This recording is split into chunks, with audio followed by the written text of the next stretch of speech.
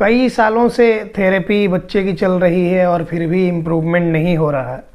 जिन जिन parents का ये सवाल आता है कमेंट के माध्यम से या फिर हमारे पास लोग आते हैं और बताते हैं कि ऐसा ऐसा इशू है, हम 2 साल से कहीं जा रहे हैं, कोई 3 साल से कहीं जा रहा, कोई साल भर से कहीं जा रहा है, कुछ भी इम्प्रूवमेंट नहीं है।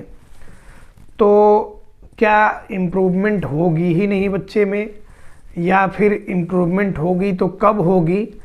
क्या क्या टर्म्स एंड कंडीशंस होते हैं जिनको फॉलो करने से इम्प्रूवमेंट होती है, पहले महीने से इम्प्रूवमेंट होती है? इन सारी बातों पे आज का हमारा वीडियो है, आपको ध्यान से देखना समझना चाहिए। सबसे पहली बात हम ये कहते हैं कि अगर आपके बच्चे को प्रॉब्लम है तो जो प्रॉब्लम है ना, सॉल्यूशन उसी का होना चाहिए।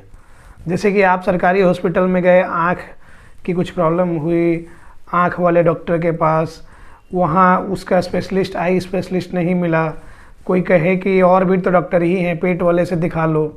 आप पेट वाले से जाके दिखा लिए, आँख का इलाज बता दिया कि आंवला जाके खाओ, तो आँख तो ठीक नहीं होगा। सिंपल सी कॉमन सी बात समझने की है। ठीक इसी तरह से बच्चे को प्रॉब्लम है कि सेंसरी प्रोसेसिंग डिसऑर्डर है, बातों को ही प्रोसेस नहीं कर रहा, समझ नहीं रहा, उस हिसाब से एक्शन नहीं कर रहा। किसी ने कह दिया स्पीच थेरेपी करा लो, तो जो समझ नहीं रहा वो बोलेगा कैसे? ये वैसे ही है कि आपको बिल्कुल ही नहीं दिख रहा, कोई कह रहा आंवला खाओ रोशनी बढ़ेगी, तो वैसे ही स्पीच थेरेपी कराओ, बच्चा बोलेगा। क्या बोलेगा? वही चीज़ें रटेगा। व्हाट इज़ योर नेम, तो वो भी कहेगा what is your name. Equally ये डेवलप हो जाएगा। चलिए ये जाने दीजिए। कहीं गए, किसी ने कहा कि कोई एलोपैथिक डॉक्टर कह दिया कि आप बिहेवियर थेरेपी में लेके जाइए। बिहेवियर थेरेपी में क्या होता है उसको खुद भी नहीं पता है, क्योंकि उसको वहाँ से कुछ परसेंटेज आता है, बस इतना पता है, इसलिए बिहेवियर थेरेपी में जाइए। कोई कह देता है कि स्पेशल एजुकेटर के पास जाइए। वहाँ पे क्या होता है? स्पेशल एजुकेशन का काम क्या है? स्पेशल एजुकेटर का काम कैसे स्पेशल एजुकेशन देना, उसको खुद भूल के वो सब लोग ऑटिज्म का एक्सपर्ट बना घूम रहा है। और स्पेशल एजुकेटर सब आपको ऑक्यूपेशनल थेरेपी भी कर देगा, आपको स्पीच थेरेपी भी कर देगा, आपको मार्केट में ऐसे कहीं भी मिलेंगे और ऑनलाइन भी बहुत सारे स्पेशल एजुकेटर आपको स्पेशलिस्ट बन के मिलेंगे ऑटिज्म के।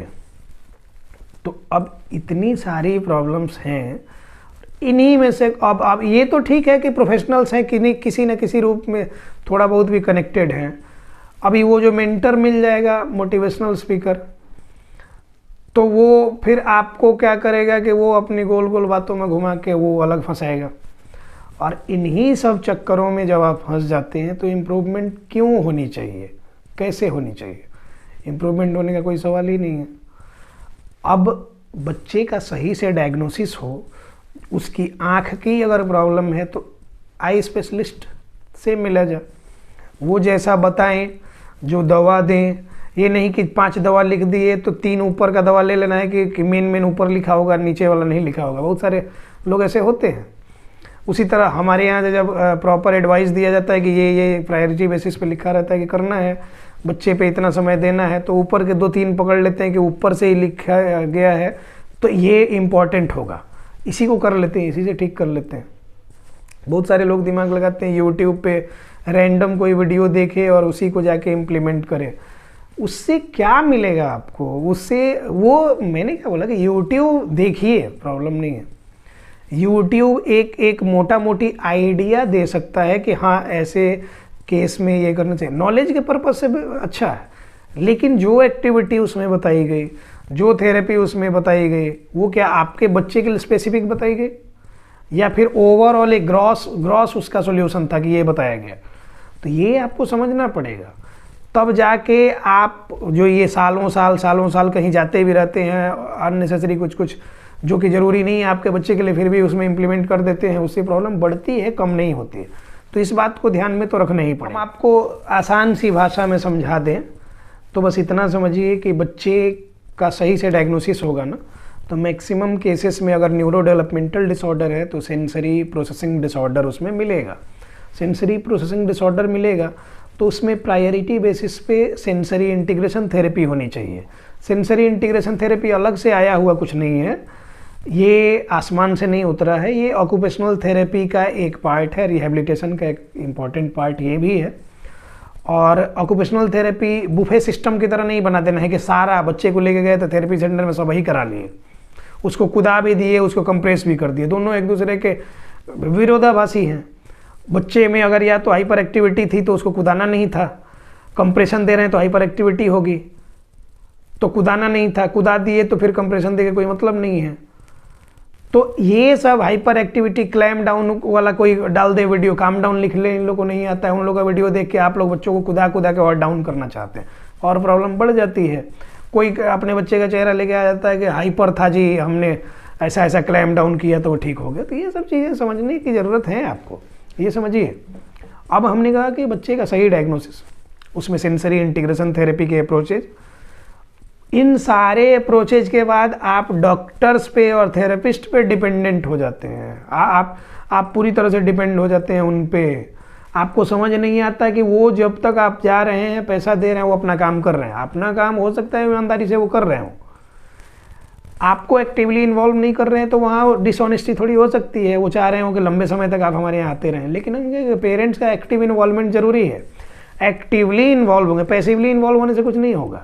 जितना रोल मेरा as a doctor, as a therapist, जितना रोल मेरा उतना ही रोल आपका, और उतना ही रोल फैमिली मेम्बर्स के सपोर्ट का और आसपास के लोगों का जो आपके पड़ोस में हैं। तब जाके बच्चा इम्प्रूव होता है। और जितने बच्चों के साथ ऐसा कंडीशन आया, फेवरेबल कंडीशन, कि जिनके पेरेंट्स ने हमारी बात मानी, ईमानदारी से काम किया, उनने भी काम किया कंटिन्यूसली, जैसा कहा गया सेशन में कंटिन्यू रहे, फैमिली ने सपोर्ट किया, सोसाइटी के लोगों ने, रिलेटिव्स ने सपोर्ट किया। ऐसे सैकड़ों एग्जाम्पल्स हम जवानी याद है हम बता सकते हैं हमारे यहाँ से जो ये हैं। इसमें बहुत सारे एग्जाम्पल्स हमने कई बार बताए हैं। अब उन बातों को ज़्यादा ये करके नहीं है, जो लोग रेगुलर बेसिस पे हैं जुड़े, उनको पता है कि कौन क्या कैसा है। तो ये बातें अब आपको समझने की ज़रूरत है। कई बार गलत डायग्नोसिस जानबूझ के कर देता है लोग कि यहीं से आप परेशान हो जाइए और फिर उसके बाद जैसा कहे मुँह मंगा पैसा दीजिए और ये करें। तो ये सब, इन सारी बातों में मेन बात क्या है कि पेरेंट्स का अवेयर होना। आप अगर अवेयर हो जाते हैं, आप अगर एजुकेटेड हो जाते हैं, तो क्या गलत क्या सही आपको समझ में आएगा। नहीं तो फिर वही यूट्यूब पे एक लेफ्ट विंग वाला कोई बात कर रहा होगा, देश विरोधी बात, वो भी लगेगा सही कह रहा है। राइट विंग वाला हो सकता है कि फॉल्स ही कोई ये हो, कोई क्लेम हो, लेकिन उसको एकदम देशभक्ति से सराबोर कह के कह दे, आपको लगेगा ये भी सही है। आपका अपना दिमाग किधर है। कुछ बातें आपको जाननी। आजकल AI का ज़माना है, किसी का फोटो किसी के साथ, किसी का वीडियो किसी के साथ कुछ भी करके डाल देता है, हम लोग मान लेते हैं। तो हमको पता होगा नई टेक्नोलॉजी के बारे में, तब तो हम अपना दिमाग लगा पाएंगे। तो वो पता कहाँ से होगा, उसके लिए हम हैं कि हम बार बार कहते हैं कि बच्चे का री एजुकेशन और पेरेंट्स का एजुकेशन दोनों काम हम करते हैं। ये नहीं कि सिर्फ बच्चे के नाम पे ये करें कि हाँ बच्चे का थेरेपी हम कराएंगे, हमारे ऊपर डिपेंडेंट हो जाइए, हम ही ठीक कर देंगे, जो कहेंगे वही होगा। नहीं, आपको काम करना पड़ेगा। कैसे, क्यों, कितनी बार, अप्रोच क्या है, ये सारा कुछ हम सिखाते हैं। पहले महीने से बच्चे में इम्प्रूवमेंट की गारंटी होती है। 3 महीने जो सेंसरी इंटीग्रेशन थेरेपी का कोर्स चलता है, उसमें काफ़ी हद तक आपके बच्चे में इम्प्रूवमेंट दिखनी शुरू हो जाएगी।